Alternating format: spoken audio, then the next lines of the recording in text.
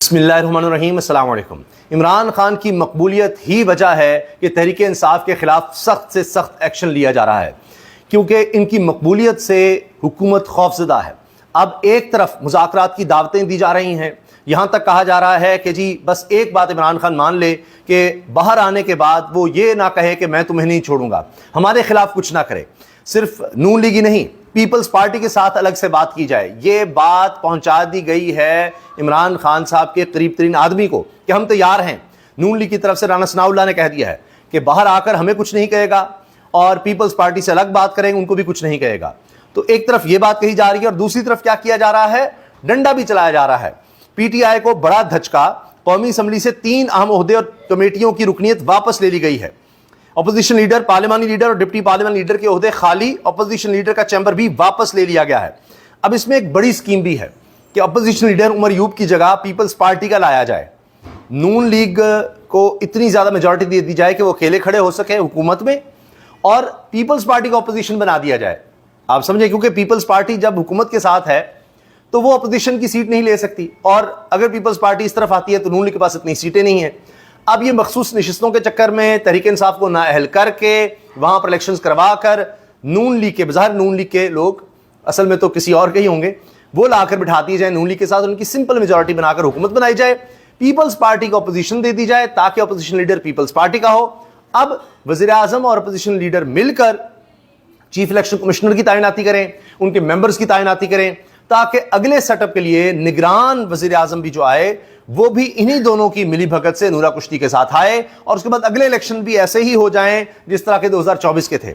अब ये grand design है, ग्रैंड प्लान है, लेकिन एक तो प्लान जमीन पर इंसान बना रहा होता है, बड़ा कुछ कर रहा होता है, लेकिन फिर हुआ क्या था, फरवरी में भी देख लिया कि इंतखाबी निशान छीन लिया, पकड़ दकड़ सब, कि हो ही नहीं सकता कि तहरीक इंसाफ कहीं भी नजर आएगी। इलेक्टेबल्स भी ले लिए, IPPP बना दी, लेकिन उसके बाद भी लोगों ने सबसे ज्यादा वोट तहरीक इंसाफ को दे दिए।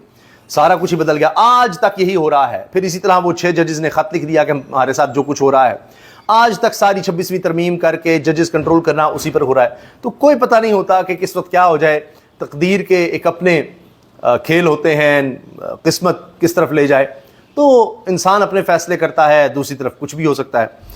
तो बहरहाल अब जनाब ये भी हुआ है कि एक तो कौमी असम्बली में उमर यूब अपोजिशन लीडर के ओहदे से फारिग कर दिए गए हैं। इसी तरह सरताज गुल का पार्लियामेंट लीडर और अहमद चट्ठा का डिप्टी पार्लियामेंट लीडर का ओहदा भी खाली हो गया है, और अपोजिशन लीडर का चैम्बर भी वापस ले लिया गया है।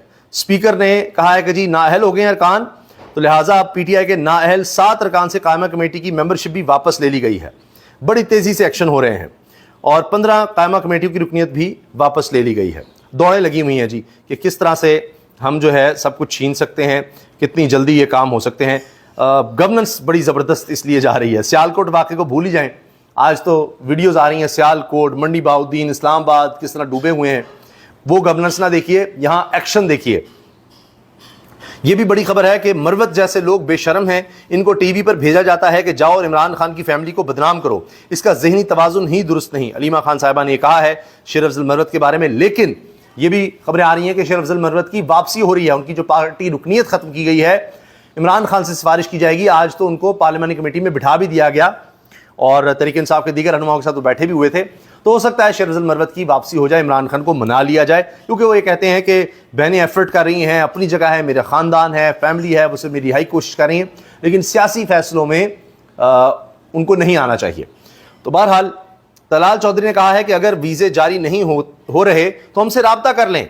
ये जब सवाल हुआ अलीमा साहबा से तो उन्होंने जवाब दिया, मैं एडवोकेट फैसल को कह देती हूं कि ये राब्ता कर लें, लेकिन वो तो टीवी पर कहते हैं कि ये वजारत दाखिला का मामला ही नहीं। तलाल चौधरी वज़ीर मुल्क दाखिला कहते हैं कि ये तो हमारा मामला ही नहीं है, तो फिर आप क्यों कह रहे हैं जी हमसे आकर बात करें।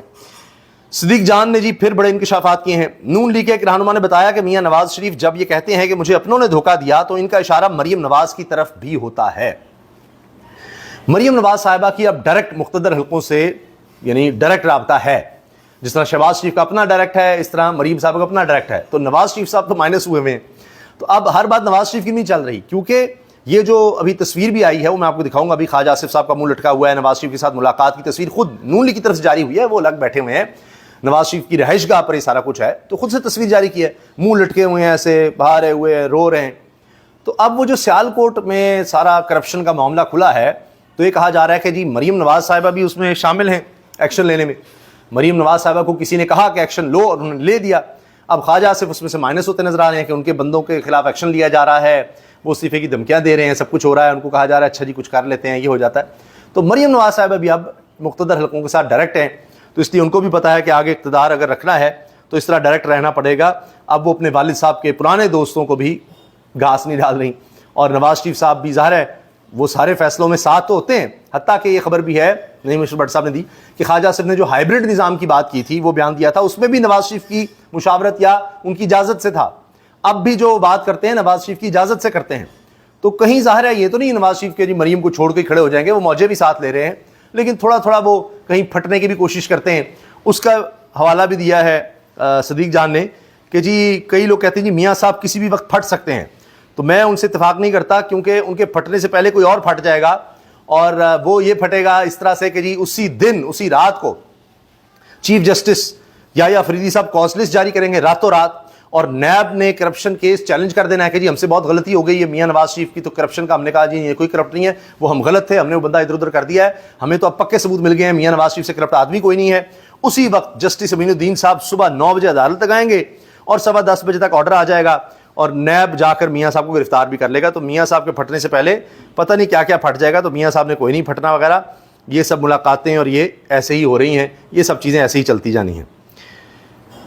لاہور سے خبر ہے جی نون لیگ کے صدر نواز شریف سے وزیر دفاع خواجہ آصف کی ملاقات, باہمی دلچسپی کے امور پر ملاقات ہوئی ہے. لیکن جب آپ تصویر دیکھیں گے تو آپ کو اندازہ ہو جائے گا کہ تصویر ہی بول رہی ہے کہ کیا ہو گیا ہے. یہ آپ یہ دیکھیں, یا آپ ان چہروں سے اندازہ لگا لیں, باڈی لینگویج سے اندازہ لگا لیں کہ کیا مسائل ہوئے ہیں کہ جی میاں صاحب یہ کیا ہو گیا ہمارے ساتھ, ہمارے ہاتھ تو کچھ بھی نہیں ہے.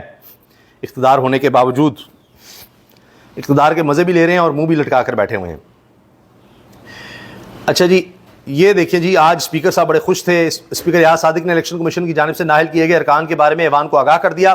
عمر ایوب, جمشید دستی, احمد چٹھا, صاحبزادہ حامد رضا, زرتاج گل, رائے حسن نواز, رائے حیدر علی اور عبداللطیف چترالی ان میں شامل ہیں. انہوں نے کہا جی یہ فارغ ہو گئے ہیں, تو اب یہاں پر جلدی جلدی الیکشن کرانے ہیں, جلدی جلدی اپنے لوگ لانے ہیں. یہ جی خبر آ رہی ہے پی ٹی آئی کی پارلیمانی پارٹی کی شیرافضل مروت کی پارٹی میں واپسی پر مشاورت. پارٹی موقف عمران خان کے سامنے رکھیں گے. شیرافضل مروت کو خاموش رہنے کی درخواست کر دی گئی, جس پر انہوں نے کہا کہ میرے خلاف بیان نہ دیں تو میں بھی خاموش ہو جاؤں گا, یہ وہ کہہ رہے ہیں. اور یہ جی وہ بیان ہے, یہ وہ خبر وہ بھی شریف سے سامنے ہونے کے بعد ان کو کامیابی نہیں ہو رہی, اور اسی طرح رجسٹر صاحب بھی لیتے ہیں. تو پھر گورنمنٹ کو ظاہر ہے گورنمنٹ کے پاس ساری اطلاعات ہوتی ہیں, ساری ان کے پاس ان کے ادارے بھی ہیں, تو انہیں سمجھ آ گئی کہ کس سے بات کرنی ہے, اور انہوں نے ایک کروشل ٹائم پر رجسٹر صاحب سے بات کی. وہ کہہ رہی ہے بٹ صاحب جی یہ میں ادھر خاص بات یہ ہے کہ بات چیت بھی وہی ہوئی جو کہ اس وقت ہونی چاہیے. سیدھا رانا صاحب نے انہیں کہا کہ ہم مفاہمت چاہتے ہیں بانی پی ٹی آئی سے بھی اور پی ٹی آئی سے. تو اس پر انہوں نے لیکن ایک شرط 2-3 شرطیں رکھی, اور یہ کنفرم ہے ہماری, یہ دونوں سائڈ سے کنفرم ہے. ٹھیک ہے.